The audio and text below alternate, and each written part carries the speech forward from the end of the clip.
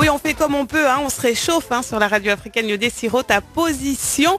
Merci d'être là et nous allons parler d'un créateur, nous allons parler d'un label. Nous allons rejoindre en direct dans Ambiance Africa, au standard de la radio africaine, Blaise Stéphane. Bonjour Blaise.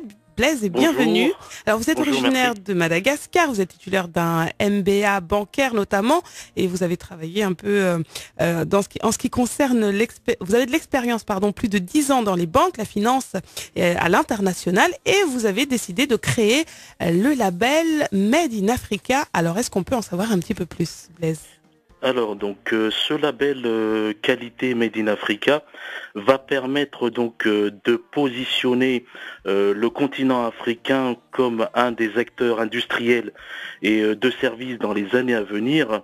Ce positionnement des acteurs économiques du continent africain est aujourd'hui obligatoire pour répondre aux besoins de notre population, d'autant plus que le continent africain comptera en 2050 plus de 2 milliards d'habitants, faisant de l'Afrique le territoire le plus peuplé de la planète. Voilà. Alors là, vous parlez comme un économiste, ce qui est un peu normal.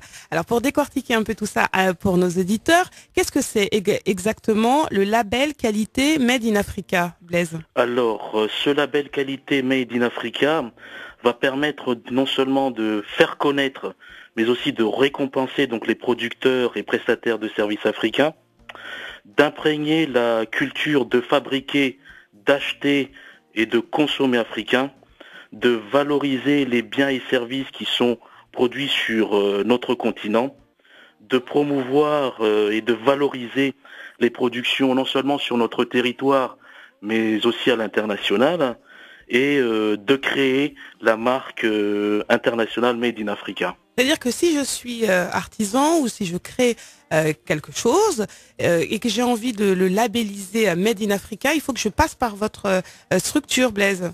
Exactement, c'est-à-dire que, c'est pour une meilleure reconnaissance de ce que nous fabriquons, ce que nous produisons aujourd'hui, tant pour faire connaître sur notre territoire, mais également à l'international.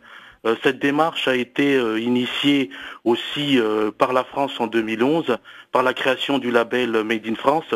Et il nous semble important aujourd'hui de positionner le continent africain comme un des acteurs majeurs dans les années à venir, notamment au travers de ce label qualité Made in Africa. Alors ça passe bien entendu par Internet où vous êtes présent. Alors où est-ce qu'on peut vous retrouver sur Internet? Et puis les auditeurs et également les personnes, les créateurs ou les personnes qui veulent se lancer dans des projets, comment peuvent-elles faire pour en savoir un petit peu plus sur le label qualité Made in Africa, Blaise? À ce jour, vous pouvez retrouver donc un article sur nous sur le site donc de la diaspora noire, donc sur l'adresse internet diaspora-noir.com et nous sommes actuellement donc en cours de création donc du site internet. D'accord. Et la démarche en elle-même débutera de manière effective à partir donc de la fin du mois de janvier vers la mi-février au plus tard. En clair, donc les entreprises seront amenées pour pouvoir bénéficier de ce label qualité à nous communiquer donc un certain nombre de pièces justificatives et notamment donc leurs procédures internes et nous analyserons donc ces procédures internes et bien évidemment il y aura une mission d'audit qui sera réalisée afin de vérifier la conformité donc du processus de fabrication de l'entreprise par rapport donc à ce qui est indiqué dans les procédures internes.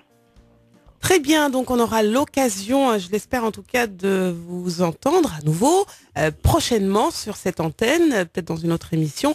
Merci beaucoup pour cette intervention, Blaise Stéphane, et puis à très bientôt sur la radio africaine. Juste un dernier mot qui me semble important aujourd'hui à indiquer à nos auditeurs et à nos compatriotes du continent africain, c'est que la sortie de la crise mondiale passe par le développement du continent africain. C'est un message qu'il va falloir faire passer non seulement sur notre territoire, mais à l'ensemble de nos partenaires économiques. Merci beaucoup. Merci. À très bientôt et justement nous parlons d'argent avec Prince Ayongo. Voici You Must Calculate.